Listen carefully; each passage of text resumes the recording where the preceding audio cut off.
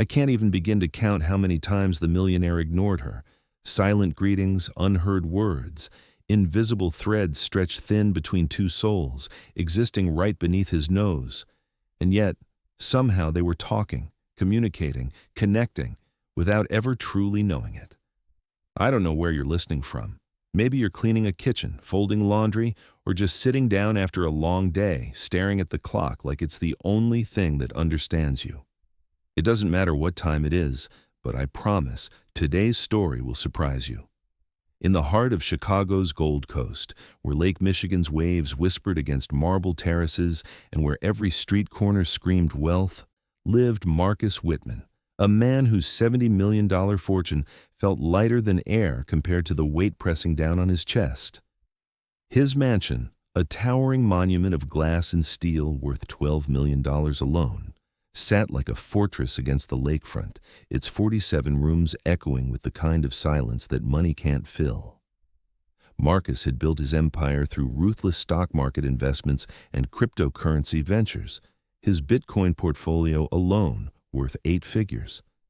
Yet, standing in his marble-floored foyer each morning, adjusting his $1,000 tie, he felt poorer than ever. 6 months had passed since his wife Catherine's funeral, and the vast spaces of his home seemed to mock him with their emptiness. His children, spoiled by inherited wealth and trust funds, visited only to discuss their future inheritances, their eyes calculating net worth rather than offering comfort. His sister Margaret called weekly, her voice dripping with false concern while she inquired about the family's liquid assets and property holdings. The mansion itself was a testament to material success: Italian marble imported at astronomical costs, crystal chandeliers worth more than most people's annual salaries, Persian rugs that could have funded a small business. Yet every surface felt cold to the touch, every room a mausoleum of his achievements. The staff moved through the hallways like ghosts, efficient and invisible, their presence as unremarkable to Marcus as the stock ticker that constantly updated his growing fortune on screens throughout the house. He barely noticed their faces, rarely learned their names.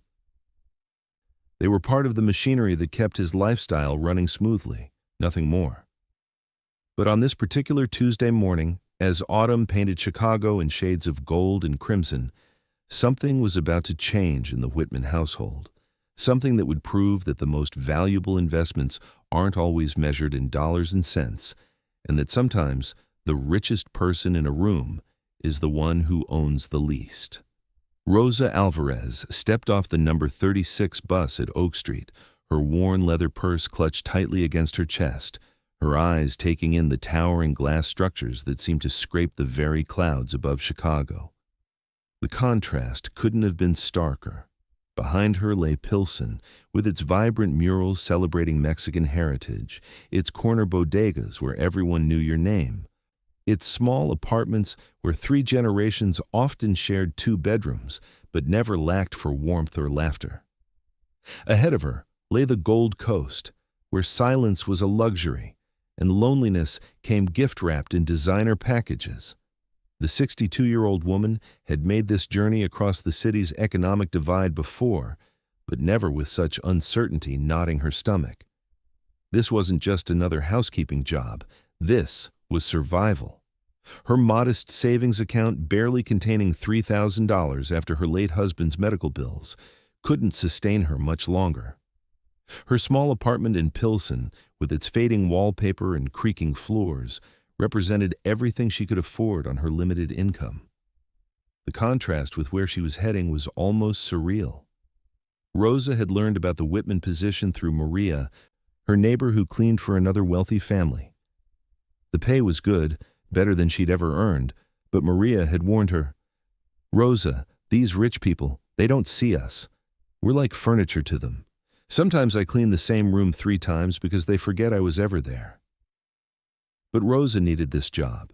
Her daughter Carmen, studying nursing at UIC, depended on Rosa's financial support, and pride wouldn't pay the bills. As she walked the final blocks toward the mansion, Rosa's mind wandered to the small miracles that had shaped her life. She thought of her beloved grandmother, Esperanza, who had lost her hearing in childhood, but never lost her ability to communicate love. It was Esperanza who had taught Rosa American Sign Language, their hands dancing together in conversations that transcended sound. Mija, her grandmother would sign. The eyes and hands can speak truths that voices sometimes cannot. Rosa hadn't used sign language in years, not since Esperanza's passing, but her fingers still remembered every gesture, every nuance of emotion that could be conveyed through movement alone. The Whitman mansion loomed before her like something from a magazine, its architectural grandeur both impressive and intimidating. Rosa straightened her shoulders, smoothed her simple black dress, and walked toward the service entrance. She had arrived 30 minutes early, a habit instilled by decades of hard work and the understanding that punctuality was often the only luxury the working poor could afford to give. The head housekeeper, Mrs. Patterson, a stern woman in her 50s, greeted Rosa with barely concealed skepticism. "You understand this is a very particular household," she said, her voice crisp with authority. "Mr. Whitman expects perfection. He doesn't tolerate mistakes, and he certainly doesn't have time for unnecessary interactions with the staff. You keep to your duties, keep quiet, and stay invisible. That's how you keep this job." Rosa nodded silently, her observant eyes already taking in the details of her new environment, the pristine surfaces that seemed untouched by human life, the family photographs displaying smiles that never quite reached the subject's eyes, the expensive art pieces that decorated walls but brought no warmth to the spaces they occupied. The first days proved challenging in ways Rosa hadn't anticipated. It wasn't the work itself. She had spent 40 years cleaning homes, caring for families, managing households with the kind of efficiency born from necessity. The challenge was the atmosphere of the mansion, thick with unspoken grief and resentment that seemed to cling to every surface like dust that couldn't be wiped away. Marcus Whitman was a ghost in his own home, appearing briefly in the mornings before disappearing into his study or leaving for his downtown offices, his presence marked only by the sound of expensive shoes on marble floors and the faint scent of his cologne lingering in empty rooms. The chaos began when Harold Whitman, Marcus's 78-year-old father, arrived for what was supposed to be a brief visit, but stretched into weeks. Harold was a proud man, built from the same steel and determination that had helped him amass the family's initial fortune through real estate investments and manufacturing stocks. But age had stolen something from him that money couldn't restore: his hearing. Years of exposure to factory noise during his younger days in the manufacturing business had gradually robbed him of sound, leaving him isolated in a world that had grown increasingly silent. Harold had recently learned American Sign Language, his arthritic fingers struggling with the fluid movements that seemed to mock his lifetime of commanding boardrooms with his powerful voice. The family viewed his new communication method as an inconvenience, an embarrassing reminder of mortality that had no place in their polished world. Marcus, drowning in his own grief and the pressure of managing a multi-million-dollar investment portfolio, had no patience for slowed conversations or repeated gestures. But Rosa saw something in Harold's eyes that the family had missed, not weakness, but a familiar ache. It was the same expression she had seen in her grandmother's face during those moments when the hearing world rushed past her, leaving her stranded on islands of silence. Without thinking, without calculation, Rosa's hands remembered their old language. "Good morning," she signed to Harold as she passed him in the hallway, her fingers moving with the grace of someone who had learned to communicate with love rather than necessity. Harold's eyes widened, a spark of recognition and gratitude flickering across his weathered features. "Good morning," he signed back, his movements careful and deliberate. "You know this language?" "My grandmother taught me," Rosa signed, her face softening with memory. "She always said that silence doesn't mean we have nothing to say." It was the beginning of an unlikely friendship, two people from vastly different worlds who had found a bridge built from understanding and shared silence. Harold's days, previously filled with frustration and isolation, began to brighten with the presence of someone who could truly hear him, not just his words, but the emotions behind them. Marcus, however, remained oblivious to these exchanges. He moved through his mansion like a man sleepwalking through his own life, his attention focused on market fluctuations, merger possibilities, and the management of his vast financial empire. His Bitcoin investments required constant monitoring, his stock portfolio demanded daily attention, and his real estate holdings needed strategic oversight. The subtle transformation occurring under his own roof went completely unnoticed, invisible as the woman who was facilitating it. The household staff watched with a mixture of curiosity and suspicion as Rosa seamlessly integrated into the mansion's rhythm. Unlike them, she never seemed intimidated by the wealth surrounding her, never appeared to covet the expensive objects she cleaned or the luxurious spaces she maintained. She worked with quiet dignity, treating each task with the same care, whether she was polishing a $1 million sculpture or scrubbing a bathroom floor. But inevitably, the tests came. They always did for the new employee, especially one who didn't quite fit the expected mold. Rosa was different. Her calm presence, her lack of complaints, her ability to anticipate needs without being asked. These qualities bred resentment among staff members who had grown comfortable with their established hierarchy. Whispers began in the servants' quarters.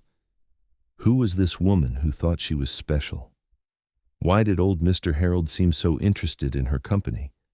Was she planning to manipulate her way into a better position, perhaps even into the family's good graces where money and influence could be gained? The accusations started small. A missing piece of silverware that mysteriously reappeared in Rosa's cleaning cart. A broken ornament that someone swore they had seen intact before she entered the room. These incidents were reported to Mrs. Patterson with theatrical concern, painting Rosa as either careless or deliberately destructive.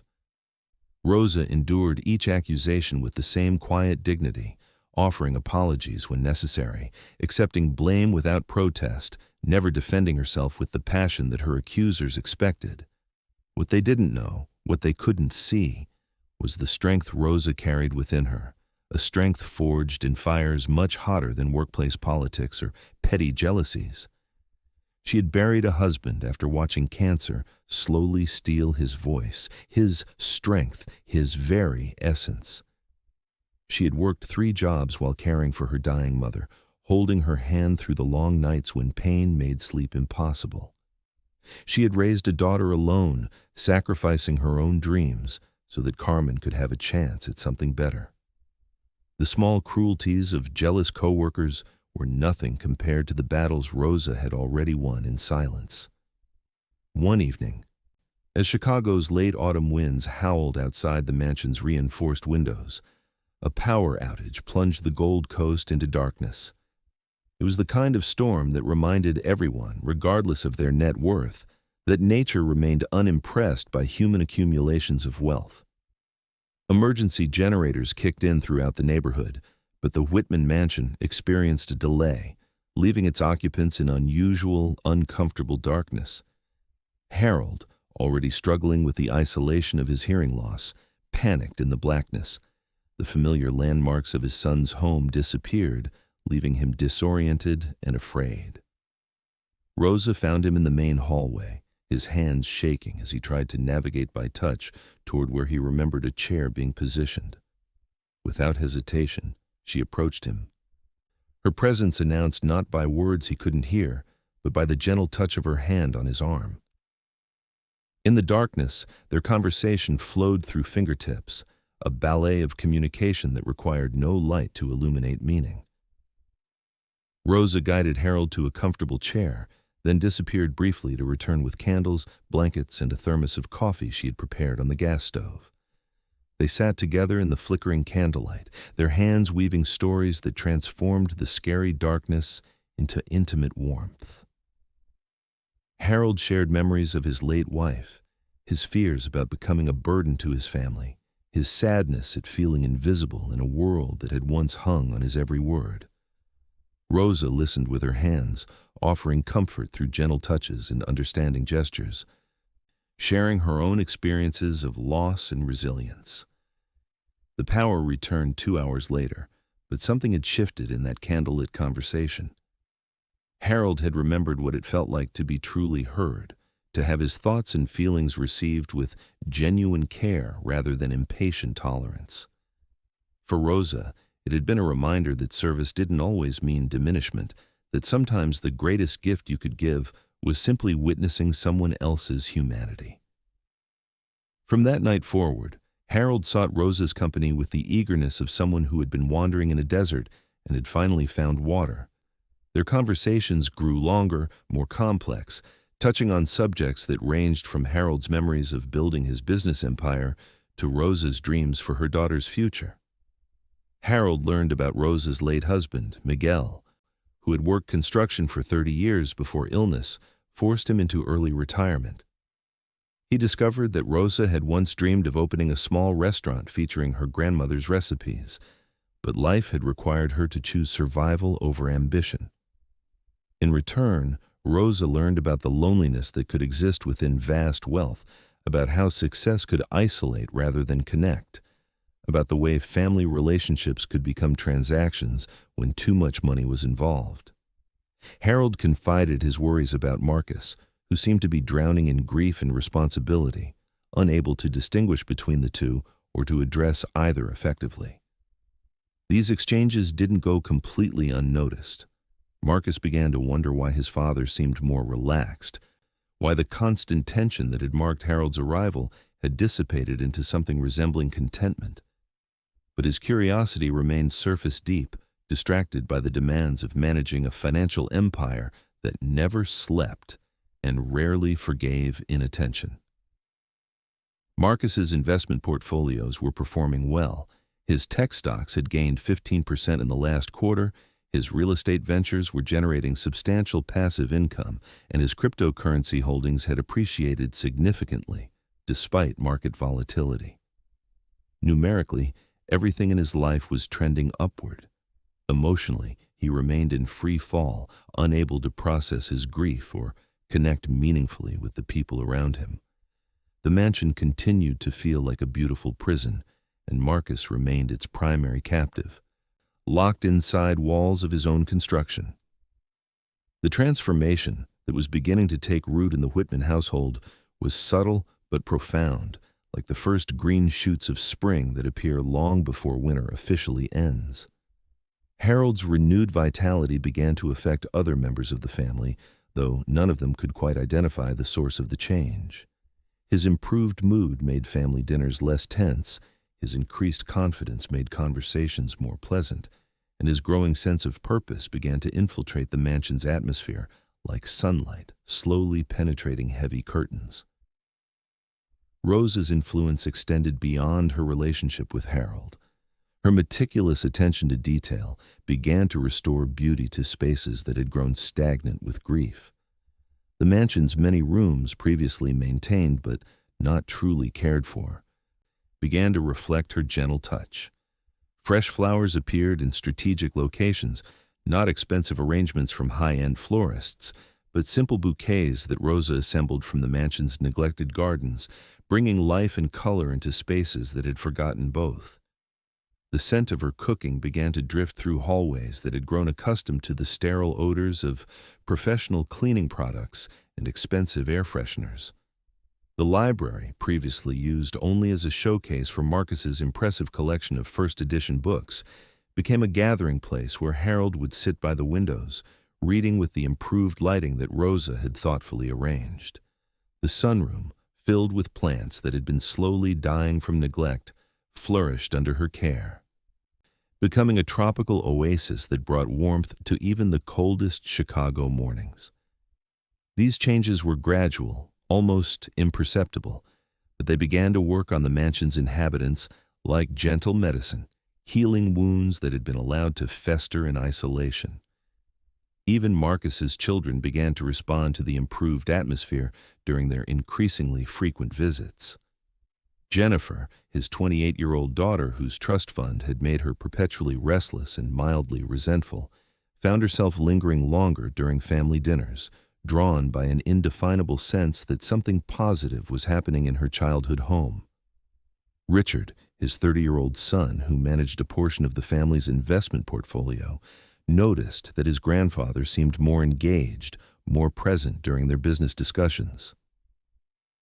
But Marcus himself remained largely oblivious to these changes, his attention consumed by the relentless demands of wealth management and his unprocessed grief over Catherine's death. He moved through his transforming home like a man who had forgotten how to see beauty, his eyes focused on screens displaying market data rather than on the life quietly blooming around him. The catalyst for Marcus's awakening came on a Tuesday evening in November, when he found himself working late in his study, reviewing quarterly reports from his various investment managers. The numbers were good. His portfolio had outperformed market indices by significant margins. His Bitcoin holdings had appreciated beyond his most optimistic projections, and his real estate investments were generating cash flow that exceeded his conservative estimates. Yet, satisfaction eluded him, success feeling as empty as the expensive whiskey he sipped while reviewing profit and loss statements. A sound from the hallway caught his attention, laughter, rich and genuine, the kind he hadn't heard in his home since before Catherine's illness. Curious despite himself, Marcus moved quietly toward the source, finding himself drawn to the main living room where warm light spilled from previously unused lamps. There, he discovered Harold and Rosa, sitting across from each other at a small table that had been moved near the fireplace, their hands moving in animated conversation, while their faces reflected joy that seemed to illuminate the entire room. Marcus watched from the doorway, transfixed by the interaction unfolding before him.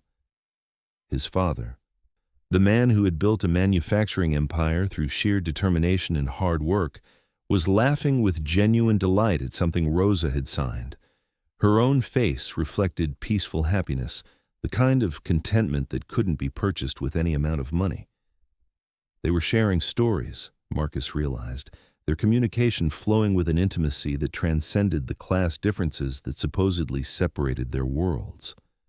For the first time in months, Marcus saw his father not as a burden or a reminder of mortality, but as a human being experiencing connection and joy. And Rosa, the quiet woman he had barely noticed despite her daily presence in his home, revealed herself as someone capable of facilitating that transformation through nothing more complicated than sincere attention and genuine care. Something shifted in Marcus's chest, a crack in the armor of grief and isolation he had been wearing since Catherine's death. He retreated to his study without announcing his presence, but the image of his father's laughing face stayed with him throughout the night, challenging his assumptions about value and worth, about what truly mattered in a life measured by more than financial statements and asset valuations. The next morning, driven by curiosity he couldn't fully explain, Marcus made an unusual decision. Instead of rushing off to his downtown office, he lingered in the mansion's common areas, observing the subtle rhythms of the household he had been ignoring. He watched Rosa move through her daily tasks with quiet efficiency, noting the care she brought to even the most mundane responsibilities. He saw how she anticipated Harold's needs without being asked, how she maintained the mansion's beauty with touches that went beyond mere cleanliness. Most remarkably, he began to notice the silent communication that flowed between Rosa and his father, their hands dancing in conversations that seemed more intimate and meaningful than most of the verbal exchanges Marcus participated in during his business dealings. The realization struck him with unexpected force. In his own home, surrounded by people he paid to maintain his lifestyle, the most genuine human connection was happening in a language he couldn't understand, between two people he had dismissed as irrelevant to his important concerns. This recognition bothered Marcus more than he was comfortable admitting. He was a man accustomed to understanding, controlling, and directing the elements of his environment. The existence of meaningful relationships occurring beyond his comprehension or influence challenged his sense of authority over his own domain. But rather than feeling threatened, Marcus found himself increasingly curious about this form of communication that seemed to bypass the pretenses and complications that characterized most of his social interactions. The idea of learning sign language didn't come to Marcus as a sudden revelation, but rather as a gradual acknowledgement that he was missing something important. His initial attempts were clumsy and self-conscious, practiced in the privacy of his study using online tutorials and basic instructional videos. His hands, accustomed to signing contracts worth millions and manipulating complex financial instruments, struggled with the simple gestures that Rosa and Harold seemed to perform effortlessly. But Marcus was nothing if not determined. The same focus that had built his investment empire gradually applied itself to mastering this new form of communication. He practiced basic signs during business meetings, his hands moving subtly beneath conference tables, while his financial advisors discussed market strategies. He studied sign language during his commute, watching instructional videos on his tablet while his driver navigated Chicago's traffic. He even found himself mentally translating conversations into signs, his brain slowly adapting to this new method of expression. The breakthrough came on a snowy December evening when Marcus encountered Harold sitting alone in the library, his shoulders sagged with what appeared to be sadness. Without fully planning his actions, Marcus approached his father and signed, with careful, deliberate movements, "Are you okay, Dad?" Harold's surprise was immediate and profound. His eyes widened, then filled with tears that he didn't attempt to hide. For a moment, neither man moved, the weight of this unexpected connection settling between them like snow falling on long frozen ground. "I'm learning," Marcus signed, his movements still awkward but sincere. "I want to talk to you." What followed was the most meaningful conversation Marcus had shared with his father in years, perhaps decades. Harold spoke through his hands about his fears of becoming irrelevant, his sadness at watching his son struggle with grief, his gratitude for Rosa's friendship, and the way she had reminded him that being heard didn't require being able to speak. Marcus shared his own struggles with loneliness, his confusion about how to move forward after Catherine's death, his realization that all his financial success felt meaningless without people to share it with. They talked until the early hours of the morning, their conversation meandering through subjects they had never explored together. Harold's memories of Marcus's mother, Marcus's fears about being an adequate father to his own children, their shared grief over losses that money couldn't heal and success couldn't erase. It was the kind of intimate exchange that wealth often prevents rather than facilitates, requiring only honesty and attention rather than impressive portfolios or strategic acquisitions. From that night forward, the relationship between Marcus and Harold began to rebuild itself on new foundations. Their daily interactions, previously strained by impatience and miscommunication, became opportunities for genuine connection. Marcus found himself looking forward to conversations with his father, eager to practice his growing sign language skills and to discover new aspects of Harold's personality that had been hidden behind the barriers of his hearing loss.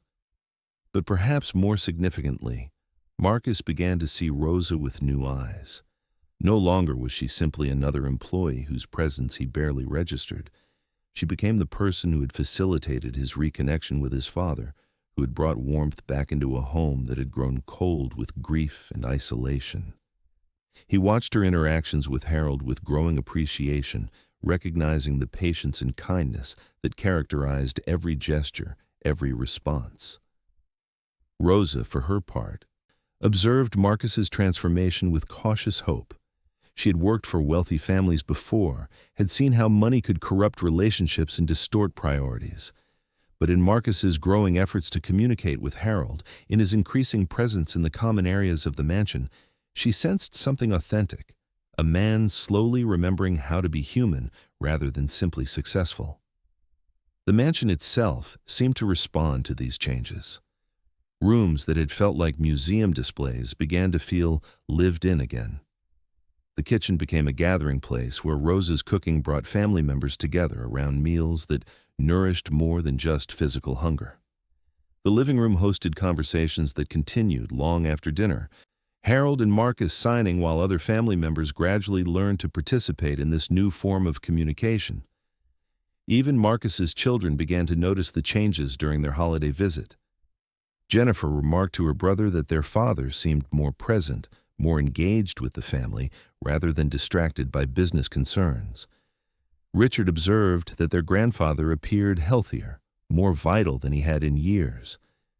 Neither could identify the source of these improvements, but both were grateful for the improved family dynamics that made their visits more pleasurable and meaningful. The transformation was gradual but unmistakable. The Whitman mansion was becoming a home again, rather than simply a showcase for wealth. The relationships within its walls were deepening, based on genuine care rather than financial obligation. And at the center of these changes was Rosa, the quiet woman from Pilsen, who had brought the gift of true communication to a family that had forgotten how to listen to each other. But as often happens when things begin to heal, crisis lurked just beneath the surface of these improvements. The very changes that were bringing new life to the mansion were also generating resentment among those who preferred the old order, who benefited from division and dysfunction. The tests that Rosa had faced during her early weeks were about to intensify, threatening not only her position, but the fragile progress that had been made in rebuilding the Whitman family's emotional connections. The betrayal, when it came, struck with the calculated precision of someone who understood exactly which vulnerabilities to target and how to inflict maximum damage. Mrs. Patterson, the head housekeeper who had watched Rosa's growing influence with increasing alarm, had been quietly documenting what she perceived as inappropriate behavior, the special attention Rosa paid to Harold, the way she had ingratiated herself with the family, the presumptuous manner in which she had exceeded her assigned duties. But documentation wasn't enough. Mrs. Patterson needed concrete evidence of wrongdoing, something that would justify Rosa's immediate dismissal and restore the household's previous hierarchy. The opportunity presented itself in the form of Catherine's antique jewelry collection, valuable pieces that Marcus had been unable to bear looking at since his wife's death. Items that remained locked in a safe that only family members and senior staff could access. The plan was elegantly simple in its cruelty. A particularly valuable necklace, a piece worth nearly $50,000 that Catherine had inherited from her grandmother, would disappear from its secured location and somehow find its way into Rosa's possession. Mrs. Patterson had access to the safe's combination, knowledge of Rosa's daily routines, and the trust of other staff members who were already suspicious of the newcomer's apparent special status. On a cold Tuesday morning in January, the trap was set. The necklace disappeared from the safe during Rosa's scheduled cleaning of the master bedroom suite. Within hours, it was mysteriously discovered in Rosa's coat pocket by another staff member who had been conveniently asked to retrieve something from the employee's cloakroom. The discovery was reported with theatrical shock and disappointment. How could they have been so deceived by someone they had trusted with access to the family's most valuable possessions? Marcus was summoned from his downtown office by Mrs. Patterson's urgent call. He arrived at the mansion to find the household staff assembled in the main hallway, their faces reflecting a mixture of genuine shock and satisfied vindication. Rosa stood apart from the group, her dignity intact despite the circumstances, her eyes calm even as accusations swirled around her like winter wind. The evidence seemed irrefutable. The necklace had been found in Rosa's possession. She had access to the safe's location, opportunity during her cleaning duties, and, according to Mrs. Patterson's carefully constructed narrative, motive based on her financially desperate circumstances. Several staff members testified to Rosa's unusual behavior, her inappropriate closeness with Harold, her presumptuous attitude toward family matters that should have been none of her concern. Marcus felt the familiar rage of betrayal, the same emotion that had consumed him after discovering Catherine's terminal diagnosis, the fury at being deceived by someone he had begun to trust. All the progress of recent months, his growing connection with Harold, his appreciation for Rosa's contributions to the household, His slowly healing relationship with his family seemed suddenly tainted by the revelation that he had been manipulated by a common thief. "Pack your things and get out," Marcus told Rosa, his voice cold with disappointment and anger. "I don't want to see you on this property ever again. Consider yourself lucky that I'm not pressing charges." Rosa received this judgment with the same quiet dignity that had characterized all her interactions with the Whitman family. She didn't protest her innocence, didn't demand a fair hearing, didn't plead for understanding. Instead, she simply nodded, gathered her few personal possessions, and walked out of the mansion with her head held high, leaving behind the family that had begun to feel like her own and the old man who had become her dearest friend. Harold, watching from the living room window, saw Rosa disappear through the iron gates that separated the Whitman estate from the outside world. His hands moved frantically, signing questions that no one present could understand or answer. The language that had reconnected him with his son, that had brought warmth back into his isolated existence, suddenly felt useless in a household that had reverted to spoken communication exclusively. The mansion immediately felt different in Rosa's absence. The warmth that had gradually returned to its rooms seemed to drain away like water from a broken vessel. Meals became perfunctory affairs again, prepared by a replacement cook, whose efficiency couldn't compensate for Rosa's intuitive understanding of what truly nourished a family. The flowers in the common rooms wilted and weren't replaced. The plants in the sunroom began their slow decline toward death.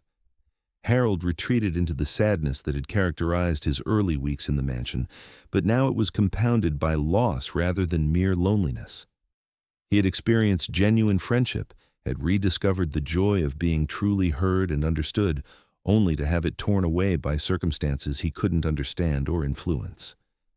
His attempts to communicate his confusion and grief to Marcus were frustrated by their still limited shared sign language vocabulary, and Marcus's obvious anger at the entire situation. Marcus threw himself back into his work with renewed intensity, using the demands of his financial empire to distract himself from the uncomfortable realization that Rosa's absence affected him more than it should have. His portfolio continued to perform well. His cryptocurrency holdings reached new highs. His real estate investments generated impressive returns. His stock picks consistently outperformed market averages. But success felt hollow again, achievement measured in numbers that couldn't fill the emotional void that had reopened in his life. Weeks passed.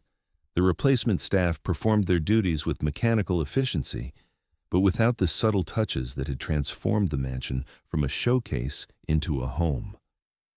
The household settled back into old patterns of polite dysfunction, family members coexisting without truly connecting, wealth providing comfort, but not contentment. It was Harold's deteriorating condition that finally forced Marcus to confront the consequences of his hasty judgment. The old man's health began to decline noticeably without Rosa's companionship and care.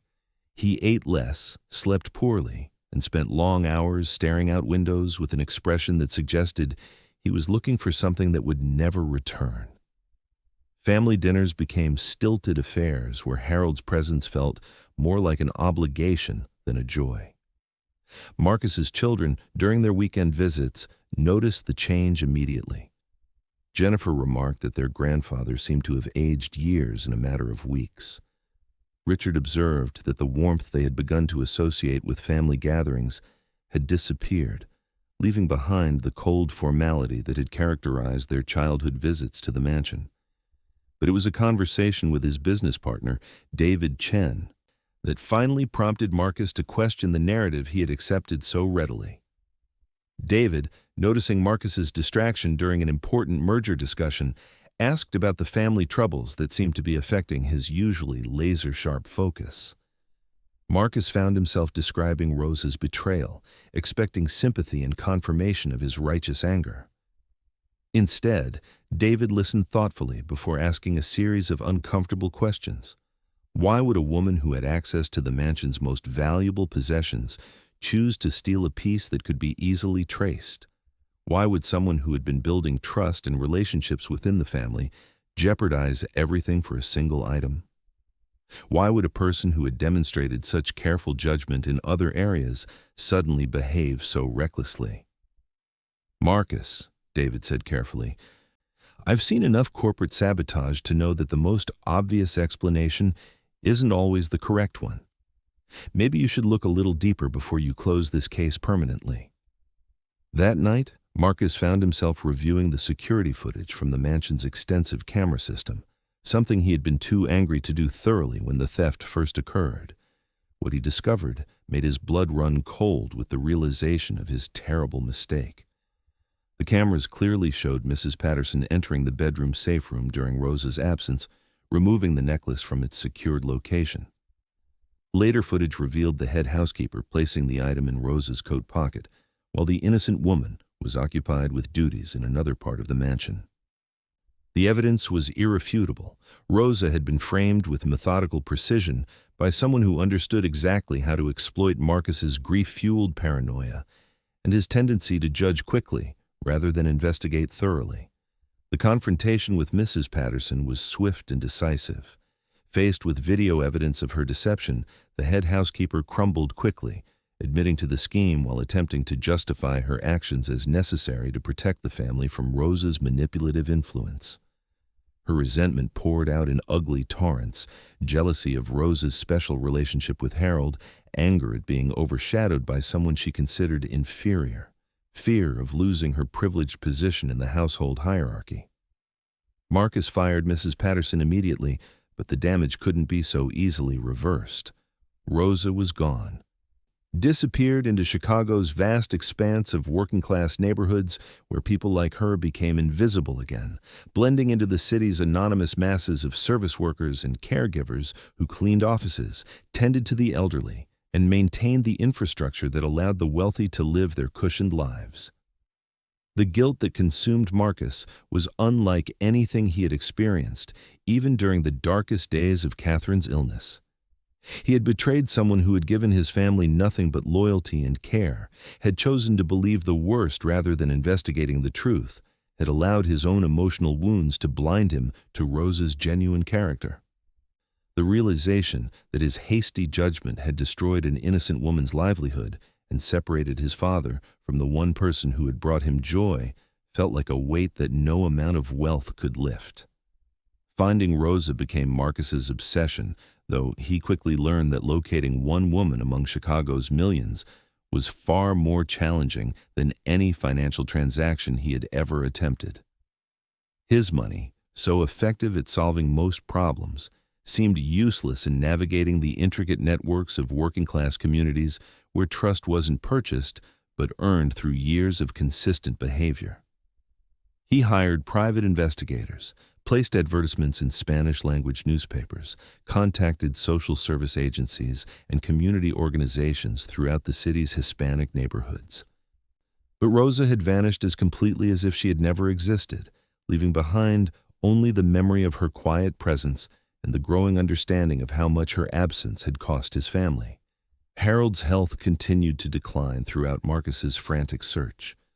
The old man had stopped asking about Rosa through sign language, but his eyes held a sadness that spoke more eloquently than words about his sense of loss and abandonment. Family dinners became exercises in endurance, conversations forced and uncomfortable, the easy warmth that had briefly returned to the Whitman household fading like an ancient photograph left too long in harsh sunlight. It was Jennifer who finally provided the breakthrough that Marcus needed. During a visit intended to discuss her trust fund distributions, she mentioned attending a sign language class at a community center in Pilsen as part of her volunteer work with a local literacy program. Her instructor, she said casually, was a middle-aged Latina woman who taught with an intensity and care that made even the most difficult concepts seem accessible. Marcus's heart stopped. "What was her name?" he asked, trying to keep his voice casual despite the thundering of his pulse. "Rosa something," Jennifer replied, focused on the financial documents spread across the table. "Rosa Alvarez, I think. Why? Do you know her?" The community center was nothing like the environments Marcus typically occupied. Located in the heart of Pilsen, Surrounded by murals celebrating Mexican heritage and small businesses that served the neighborhood's immigrant families, it represented a world that existed parallel to his own but rarely intersected with it. The building itself was modest, functional rather than impressive, funded by grants and donations rather than investment portfolios and municipal bonds. Marcus arrived on a Tuesday evening, his expensive car drawing curious glances from residents more accustomed to buses and bicycles. Through the center's windows, he could see Rosa in a classroom filled with children and adults, her hands moving gracefully as she taught them to communicate in the language that had reunited him with his father. Her face reflected the same patient kindness he remembered, the same quiet dignity that had characterized her time in his household. For a long moment, Marcus simply watched, understanding finally what he had lost through his hasty judgment and failure to trust. Rosa wasn't just a housekeeper who had been wrongfully accused. She was a teacher, a caregiver, a person whose life was rich with purpose and meaning that had nothing to do with wealth or status. She had brought healing to his family not because she was paid to do so, but because care and compassion were integral parts of who she was. When the class ended and the students began to file out, chattering excitedly about the signs they had learned, Marcus finally found the courage to approach. Rosa saw him through the doorway, and for a moment her composed expression flickered with surprise and something that might have been pain. But she didn't flee or refuse to see him. Instead, she finished organizing her teaching materials and then walked toward him with the same dignity that had carried her through the accusation and dismissal.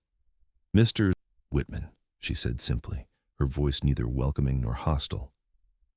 Marcus had rehearsed this moment countless times during his weeks of searching, but now, faced with Rosa's calm presence, words failed him completely. All his prepared apologies seemed inadequate, his explanations hollow, his offers of restitution insulting to someone whose integrity he had questioned so thoroughly.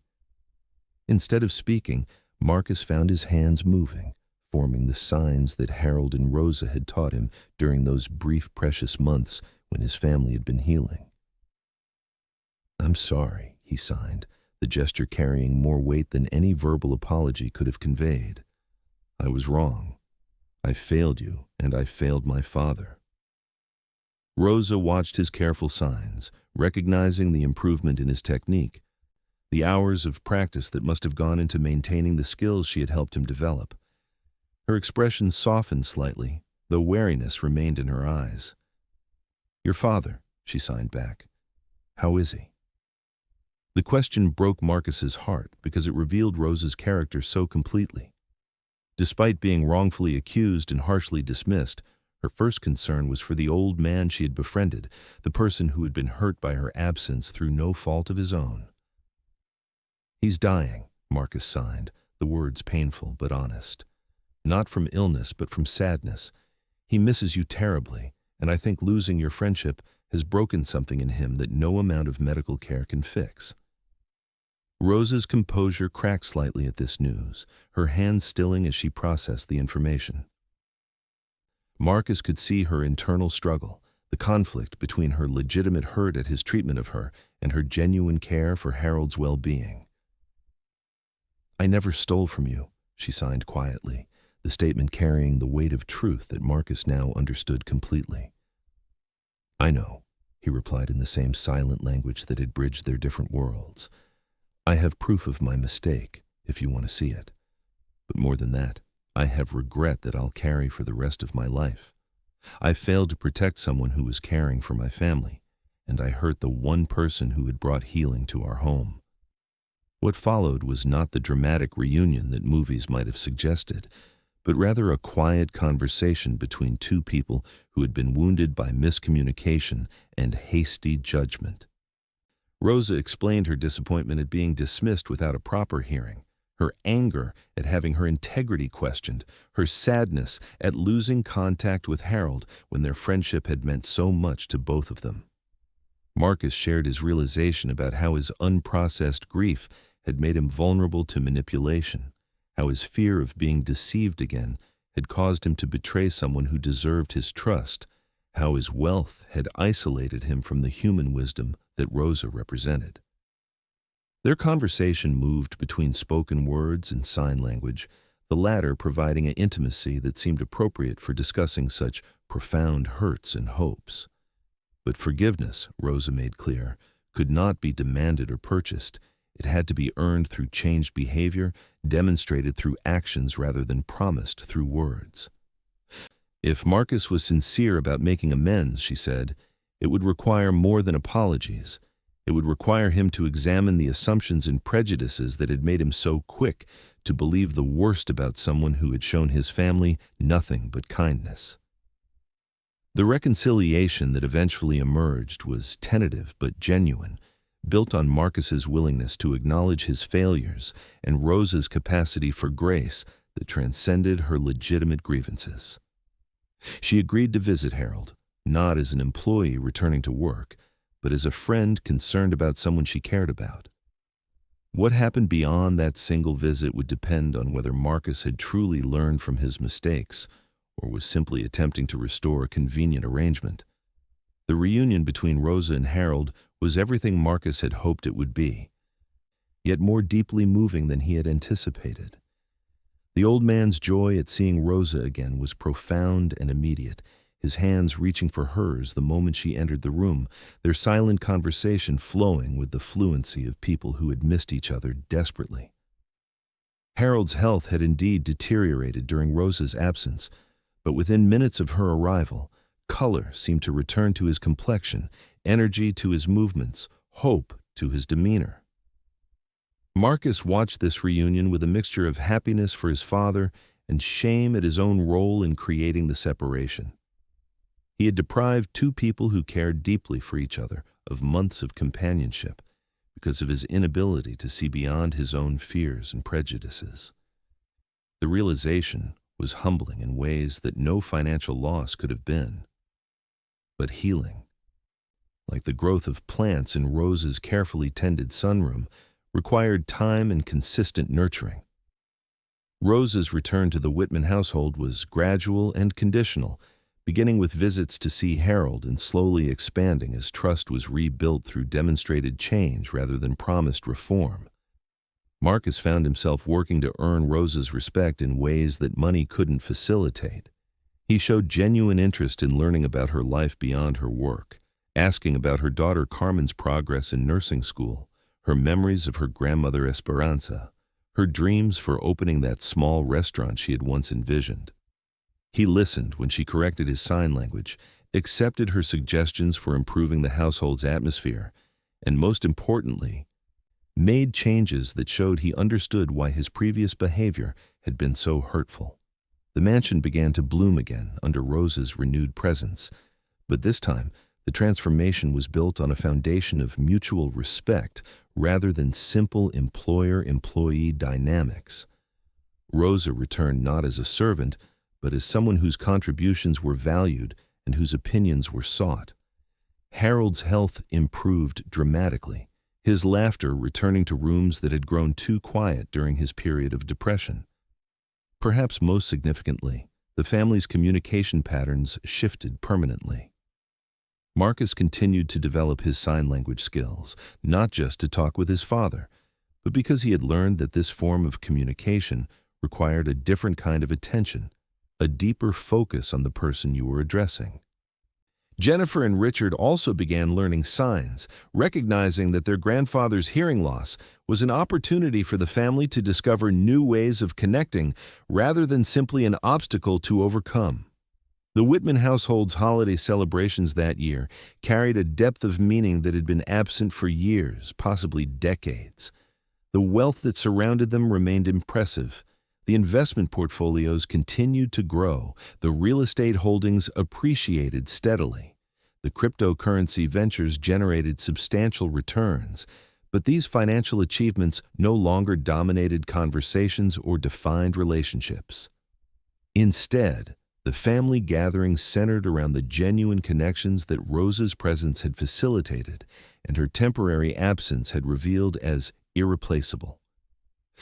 Harold told stories through his hands about building his business empire, but now his tales focused on the relationships he had formed and the lessons he had learned rather than simply the profits he had generated. Marcus shared his own experiences managing the family's wealth, but he spoke increasingly about the responsibility that came with financial resources and the importance of using privilege to create positive change rather than simply accumulating more assets. Rosa, for her part, found her position in the household evolving into something she had never expected when she first stepped off the bus in the Gold Coast. She was no longer simply an employee, but had become something more like a family counselor, teacher, and bridge between different worlds of experience. Her knowledge of sign language had led to her teaching other staff members, creating a household where communication barriers were seen as challenges to overcome rather than obstacles to endure. The restaurant dream that Rosa had shared during one of her conversations with Harold began to take shape in unexpected ways. Marcus, recognizing that his wealth carried responsibilities beyond his family's immediate needs, offered to finance Rosa's culinary venture as an investment rather than charity. The project became a collaboration, with Rosa providing expertise about community needs and authentic cuisine, while Marcus contributed business knowledge and financial resources. The small restaurant that eventually opened in Pilsen bore Rosa's grandmother's name, Esperanza, and served the Mexican comfort food that Rosa had been perfecting for decades. But its significance extended far beyond profitable operations or even excellent meals.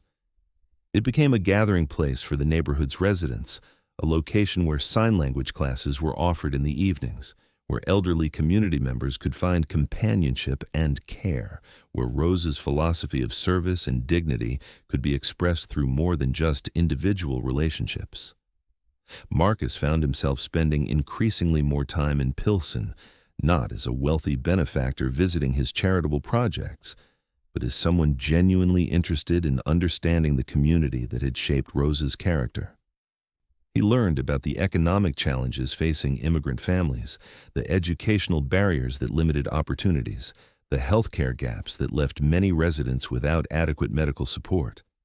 His investment strategies began to include community development projects, using his financial expertise to generate returns that benefited neighborhoods like Pilsen, rather than just accumulating in offshore accounts.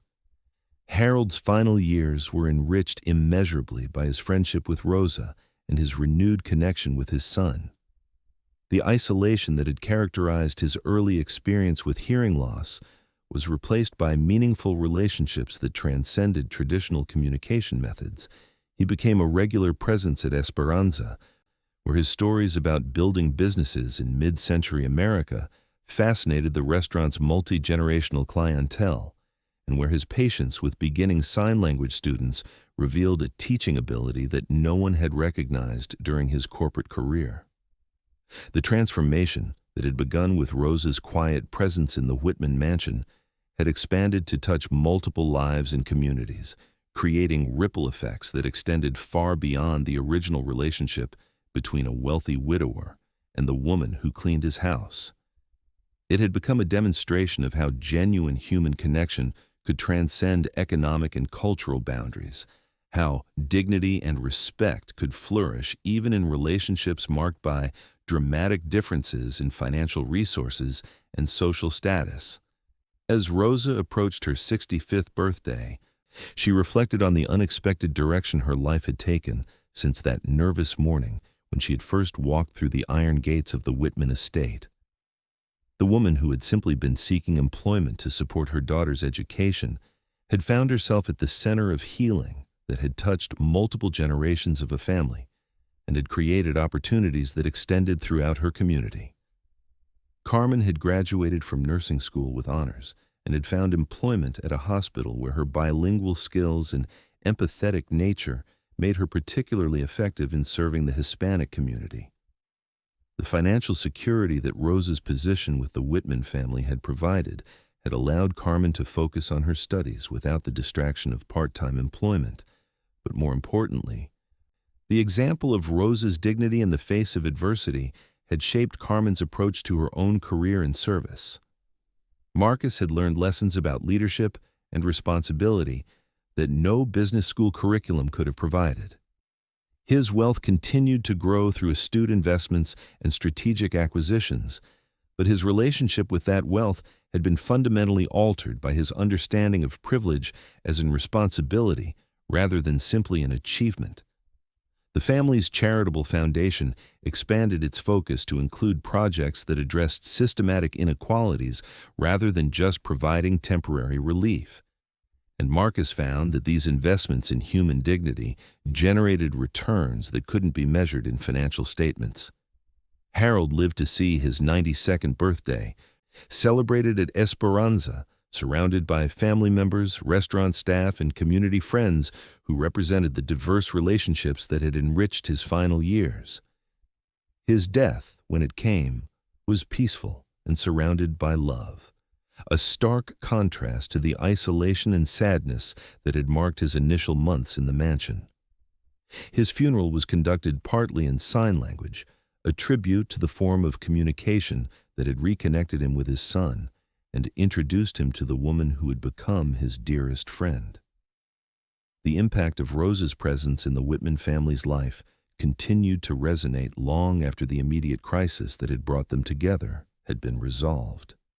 The mansion on Lake Michigan's shores remained impressive in its architectural grandeur and financial value, but its atmosphere had been permanently altered by the understanding that true wealth resided in relationships rather than asset portfolios.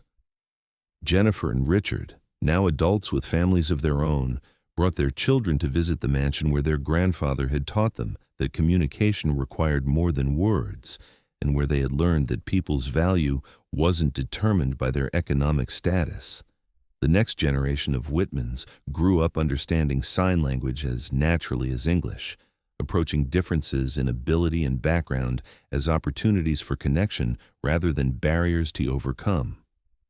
Rosa's influence had created something that no amount of money could purchase, a family legacy based on genuine human connection, dignity, and service to communities beyond their own immediate interests. The quiet woman from Pilsen, who had simply been seeking respectful employment, had become the catalyst for transformation that would benefit generations of people she would never meet, and communities she could barely have imagined when she first stepped off that bus in the Gold Coast. The story of Rosa Alvarez and the Whitman family became something of a legend in both their communities, whispered about in Pilsen as an example of how dignity and persistence could create opportunities beyond anyone's expectations, and discussed in Gold Coast circles as proof that genuine value often came from unexpected sources. But for the people who had lived through the transformation, it remained not a story but a lived experience of how human connection could transcend every barrier that society constructed to keep people apart. As Rosa looked out over Lake Michigan from the Esperanza's outdoor seating area on warm summer evenings, watching families from throughout Chicago enjoy meals that honored her grandmother's recipes and traditions, she felt the quiet satisfaction that comes from a life well lived. The challenges she had faced, poverty, discrimination, the pain of being dismissed and falsely accused, had not disappeared from her memory, but they had been transformed into wisdom that she could share with others facing similar struggles. The sign language classes that she continued to teach had expanded beyond basic communication to become lessons in empathy and understanding, showing students that barriers often existed more in assumptions than in reality. The young people who learned from her carried those lessons into their professional lives, creating more inclusive environments in hospitals, schools, and businesses throughout the city. Marcus, now in his 70s, had discovered that the most satisfying investments weren't those that generated the highest financial returns, but those that created positive change in people's lives. The business empire he had inherited and expanded had become a vehicle for community development and social progress, generating wealth that was shared rather than hoarded.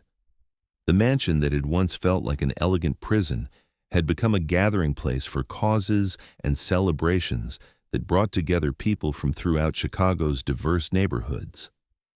Harold's former study had been converted into a library where sign language resources were available to anyone who needed them, and where business mentorship was offered to entrepreneurs from communities that typically lacked access to capital and expertise.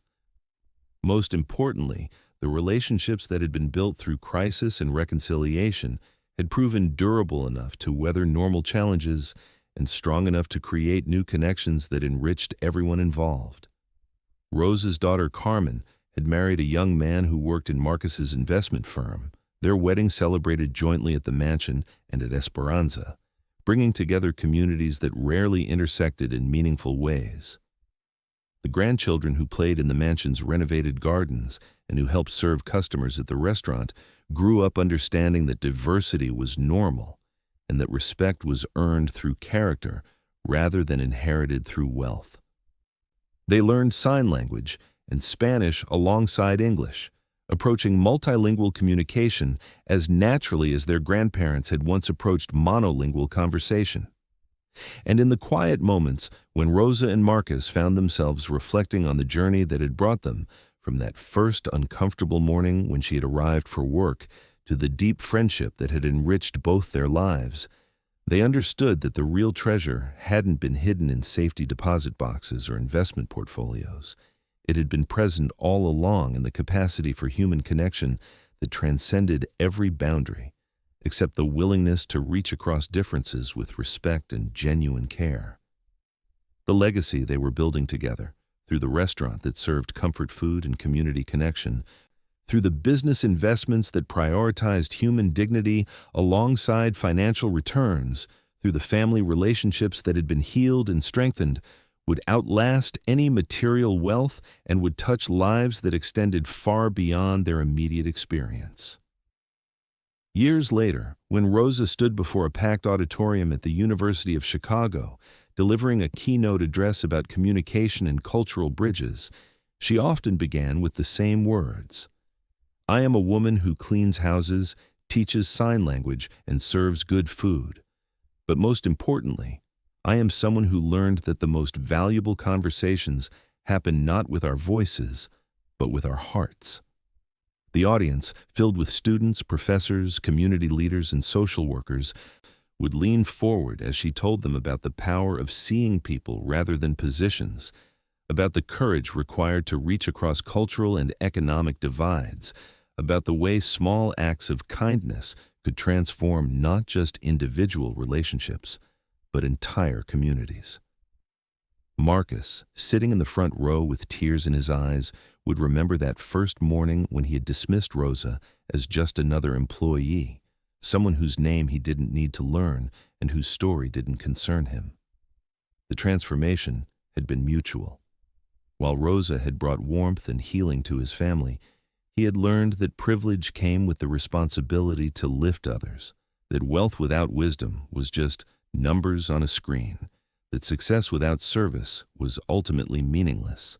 The Whitman Foundation, now one of Chicago's leading supporters of immigrant services and accessibility programs, funded scholarships that allowed students like Carmen to pursue careers in healthcare and social work.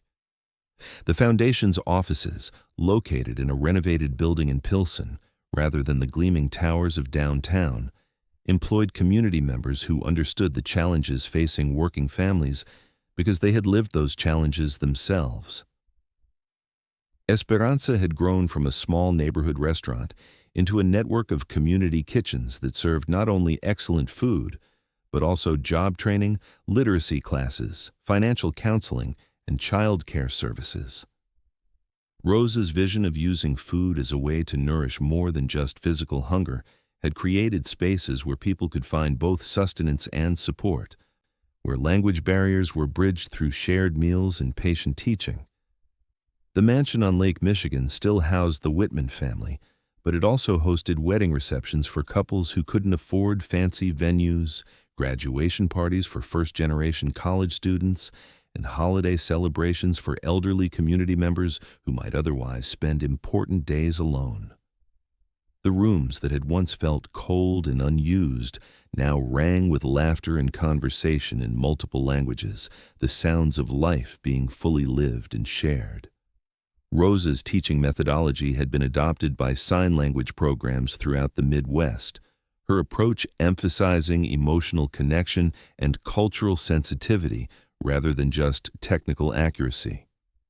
Former students, now working as interpreters, teachers, and healthcare providers, carried her lessons into their professional lives, creating more inclusive environments wherever they worked. The impact rippled outward in ways that no one could have predicted when Rosa first stepped into the Whitman mansion with her cleaning supplies and nervous hopes. A quiet woman's decision to treat an elderly man with dignity and kindness had created a cascade of positive changes that touched thousands of lives across multiple generations. Carmen, now a nursing supervisor at one of Chicago's largest hospitals, had implemented sign language training for all medical staff, ensuring that deaf and hard-of-hearing patients received care that honored their communication needs. Her own children, bilingual and bicultural, moved easily between their grandmother's world of traditional Mexican values and their father's corporate environment, embodying the kind of cultural bridge building that enriched everyone around them. Marcus's children, Jennifer and Richard, had absorbed the lessons of respect and service that Rosa had modeled throughout their family's healing process. Jennifer's work with literacy programs now focused specifically on serving immigrant communities, while Richard had redirected his portion of the family's investment portfolio toward community development projects that generated both financial returns and social benefits. The grandchildren of both families, the Whitmans and the Alvarez family, grew up understanding that difference was beautiful, that communication took many forms, that service to others was a privilege rather than a burden. They attended each other's birthday parties, learned each other's languages, and absorbed lessons about dignity and respect that would shape their own approaches to relationships and community building. Rosa's story had become more than just a personal triumph over adversity. It had become a template for how individual acts of courage and kindness could create systematic change. Community organizers studied her methods, business leaders adopted her approach to employee relations, and families throughout Chicago discovered that their own healing could begin with simple acts of seeing and hearing each other. The sign language classes that had started as a way to help Harold feel less isolated had evolved into a citywide network of accessibility programs that served thousands of people with hearing impairments. The restaurant that had begun as Rosa's private dream had spawned a cooperative movement that brought authentic cultural cuisine to neighborhoods throughout the metropolitan area, while providing economic opportunities for immigrant families. Most remarkably, the relationship between Rosa and the Whitman family had transcended its origins in employer-employee dynamics to become something entirely new, a model of how wealth and service could work together to create dignified opportunities rather than dependent relationships. Rosa had never become wealthy in financial terms, but she had achieved something more valuable, the knowledge that her life's work was creating positive change that would outlast her own experience. When Harold's biography was published, written by a journalist who had spent months interviewing family members and community leaders, it carried the title, The Language of the Heart: How One Woman's Compassion Changed a Family and Community. The book became a bestseller, not because of its celebrity connections or financial details, but because it told a story that resonated with anyone who had ever felt invisible, anyone who had struggled to be heard, anyone who had wondered whether their contributions really mattered. The awards and recognition that eventually came to Rosa, from the mayor's office, from community organizations, from advocacy groups, meant less to her than the small moments that continued to validate her life's work. The teenage girl who learned to sign "thank you" after Rosa helped her communicate with her deaf brother. The elderly man who found the courage to join social activities after Rosa taught him that his hearing loss didn't make him less valuable. The wealthy family who learned to see their housekeeper as a person deserving of respect and friendship. These individual transformations, multiplied across thousands of relationships, had created a network of positive change that extended far beyond Rosa's immediate influence. People who had learned compassion from her taught it to others. Communities that had experienced her model of bridge building adopted similar approaches to their own challenges. Organizations that had witnessed her dignified approach to service redesigned their own programs to honor rather than diminish the people they served. The mansion's transformation had been complete but gradual, reflecting the steady accumulation of small changes that Rosa had modeled throughout her time with the family. The formal dining room, previously used only for uncomfortable family meetings about financial matters, had become a space where community leaders gathered to plan collaborative projects. The library, once Marcus's private retreat from family obligations, hosted book clubs and discussion groups that brought together people from throughout Chicago's neighborhoods. Even the mansion's staff quarters had been redesigned to reflect Rosa's philosophy that everyone deserved dignity regardless of their role in the household hierarchy. Employee break rooms were comfortable and welcoming. Staff members were encouraged to pursue educational opportunities with the family's financial support. And the working environment had become a model that other wealthy households tried to replicate. The annual holiday party at the mansion had evolved from a stiff employee appreciation event into a genuine celebration that brought together family members, staff, community partners, and neighbors from both the Gold Coast and Pilsen. Children played in rooms that had once been off limits. Elderly guests found comfortable places to rest and visit. And the event's highlight was always Rosa's presentation of the year's scholarship recipients, young people whose educational dreams were being supported by the Foundation's programs.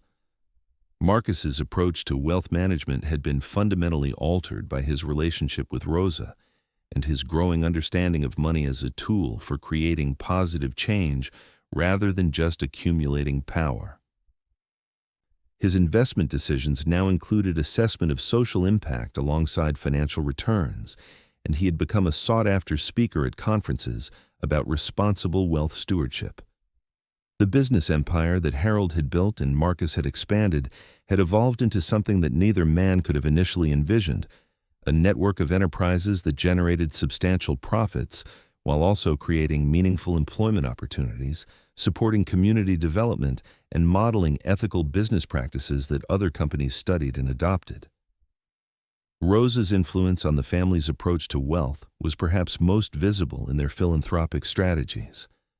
Rather than simply writing checks to established charities, they had learned to listen to community needs, to support grassroots organizations led by people who understood local challenges, and to create programs that built capacity rather than dependency.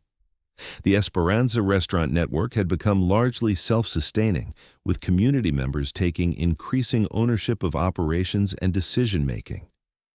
Rosa's role had evolved from hands-on management to mentorship and strategic guidance, allowing her to focus on the teaching and community building that brought her the greatest satisfaction. Her granddaughter, Sophia, Carmen's daughter, had grown up bilingual and bicultural, equally comfortable in the mansion's formal spaces and in Esperanza's warm kitchen. At 15, she was already showing leadership qualities that combined Rosa's compassion with Carmen's professional competence and Marcus's strategic thinking. She represented the next generation of leaders who would carry forward the values and approaches that had transformed multiple communities. The story had come full circle in ways that seemed almost miraculous to those who had lived through the transformation. The quiet woman who had once stepped nervously off a city bus, hoping only to find respectful employment, had become a catalyst for changes that would benefit people she would never meet in communities she could barely have imagined when her journey began. And you? Have you ever worked for someone who learned from you without saying it out loud? Someone who discovered that the most valuable lessons don't always come from the people with the most impressive credentials or the largest bank accounts? Tell me your story in the comments below. I want to hear about the moments when you realized that your quiet strength was changing someone else's life, or when someone else's wisdom transformed your understanding of what really matters. If this story touched your heart, if it reminded you of your own dignity and worth, leave a like and subscribe so it can reach another woman who needs hope today. Share it with someone who has worked in service, who has been underestimated because of their background, who has wondered whether their contributions really matter. because stories like Rose's and like yours prove that the most profound transformations often begin with the quietest voices and the gentlest hearts. For more stories that honor the wisdom and strength of working women, click the podcast link on the left. Thank you for joining us on this journey of the heart, for believing that every life has value and every person deserves respect. We'll see you in our next story, where we'll continue celebrating the invisible heroines whose love and loyalty hold our world together.